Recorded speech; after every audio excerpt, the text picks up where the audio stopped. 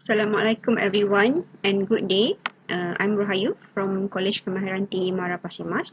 Today I will be presenting about risk factors of musculoskeletal disorder at Accidents and Emergency Department at Malaysian Hospital.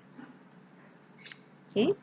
So Accidents and Emergency Department is also known as Accident and Trauma Department, where here the workers work under unpredictable situation and the environment of critical care. Patients that arrive are triaged according to their severity of illness and sent to 3 different zones, which is green zone, yellow zone and red zone. There are a lot of activities that involve awkward body postures in the department, such as patient lifting, patient transferring, and some procedures such as phlebotomy and resuscitation are also done with awkward body postures. So the objective of the study is to determine whether load and postures contribute to the risk of musculoskeletal disorder at this hospital. Although there are data on MSD causes at industries such as construction, however, the same data is not found for healthcare workers, especially in Malaysia. So this is why the study is done, because we want to see whether the same factors such as load and postures that contribute to the MSD at other industries contribute also to MSD at the Malaysian Hospital. Okay, the newly developed questionnaire was used in the study and data was analysed using SPSS, and the relationship between independent and non-dependent variable was tested using structural equation modeling. The questionnaire was sent to the participating hospitals after the article has been obtained. There are 6 participating tertiary hospitals that took part in this study. Okay, the analysis started from phase validity, content validity, and then exploratory factor analysis was done before we proceed to CFA, and later the relationship was tested using SEM.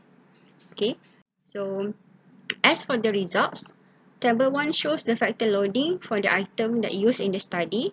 All those items with factor loading less than 0.4 were deleted, and after this factor loading has been achieved, the next step is to conduct the CFA, confirmatory factor analysis.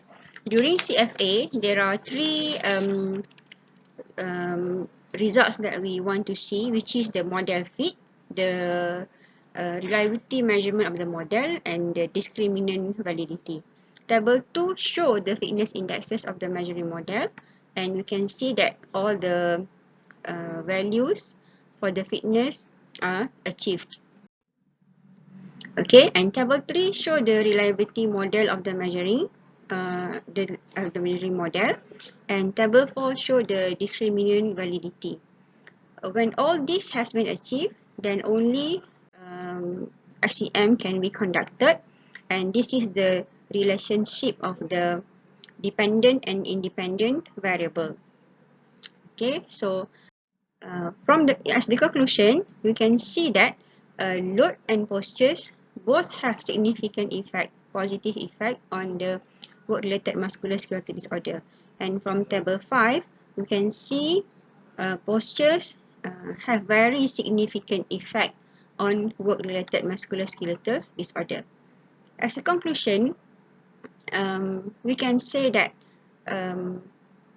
in healthcare industries, load and postures contribute to the work-related musculoskeletal disorder. Therefore, in order to reduce the risk of MSD to the healthcare worker, these 2 factors must be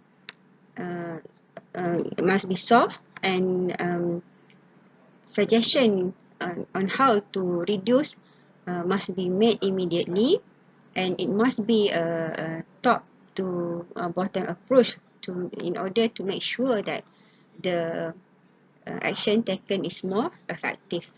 That's all from me. Thank you very much.